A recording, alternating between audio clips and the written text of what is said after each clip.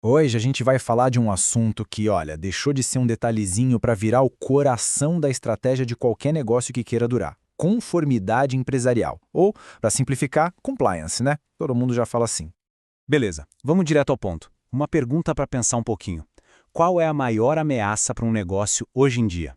Será que é a concorrência, que está cada vez mais acirrada, a tecnologia, que muda tudo da noite para o dia?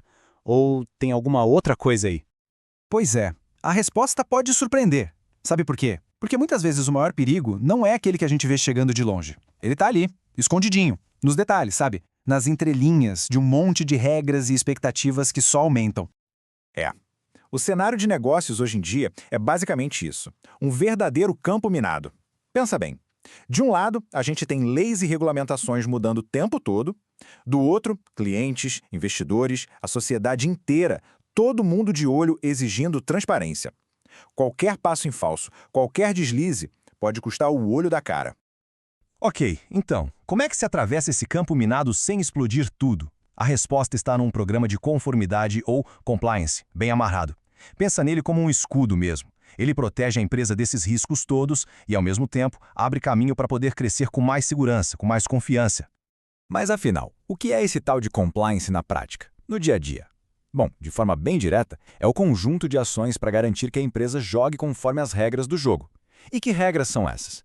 Todas, desde as leis do país, passando pelas normas específicas do setor e até mesmo os próprios códigos de ética e conduta que a empresa cria para si mesma. E é aqui que a conversa fica boa de verdade. Porque, olha, muita gente ainda torce o nariz, né? Acha que compliance é só custo, é burocracia, é uma obrigação chata. Mas a grande virada de chave é entender que não é nada disso. Na verdade, é um dos investimentos mais inteligentes que uma empresa pode fazer. É um motor de crescimento de verdade.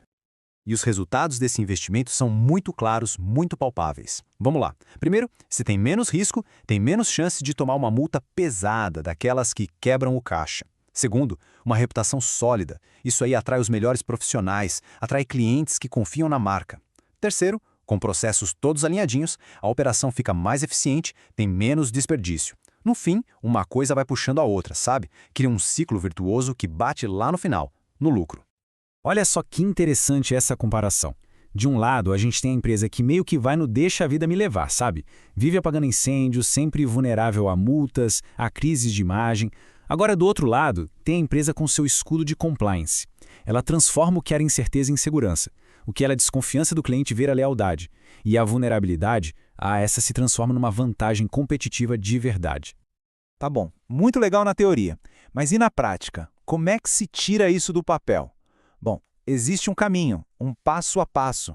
A gente pode pensar em 5 etapas bem lógicas para construir um programa desses. É como construir uma casa, tem que ter uma base sólida.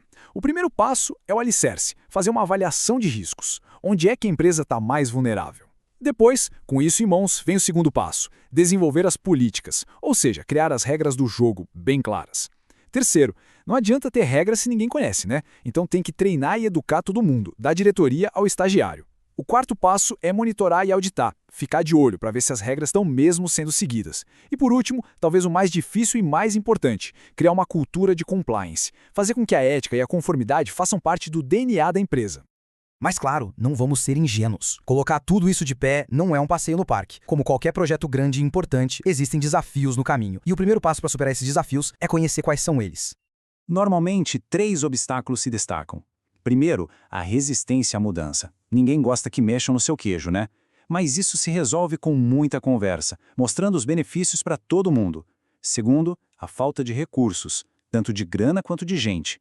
Aí o segredo é planejar, começar pelo que é mais urgente. E terceiro, a complexidade das leis, que não para de mudar. Para isso, não tem jeito. Tem que ter um processo de monitoramento constante e, muitas vezes, contar com ajuda especializada. E aí sempre vem aquela pergunta, né? Ah, legal, mas isso aí é coisa para empresa gigante, para multinacional que tem dinheiro sobrando. Será que uma empresa pequena, uma média, precisa mesmo se preocupar com isso tudo? A resposta é um gigantesco não. Aliás, ouso dizer que para uma empresa menor, o risco é até maior. Pensa bem, uma única multa pesada ou uma crise de margem pode simplesmente acabar com um negócio pequeno. Compliance não tem a ver com tamanho, tem a ver com inteligência, com sobrevivência. Claro que as práticas vão ser adaptadas para a realidade de cada um, mas a necessidade de proteção, essa é a mesma para todos. Então, para amarrar tudo, o ponto central é exatamente este. Essa citação aqui resume perfeitamente a ideia. Não se trata de ver o compliance como um peso, como um fardo. É preciso enxergar como uma estratégia e uma das mais inteligentes para construir uma empresa que vai durar, que vai ser sustentável e que está pronta para o que der e vier no futuro. E para fechar, fica aqui uma provocação para a gente pensar. A pergunta mudou. Não é mais quanto custa implementar um programa de compliance. A pergunta de verdade é quanto custa não ter um. E mais, como usar essas regras não só para se defender, mas para atacar, para jogar melhor que a concorrência e vencer. Refletir sobre isso pode ser a diferença entre a empresa que só sobrevive e aquela que se torna líder de mercado.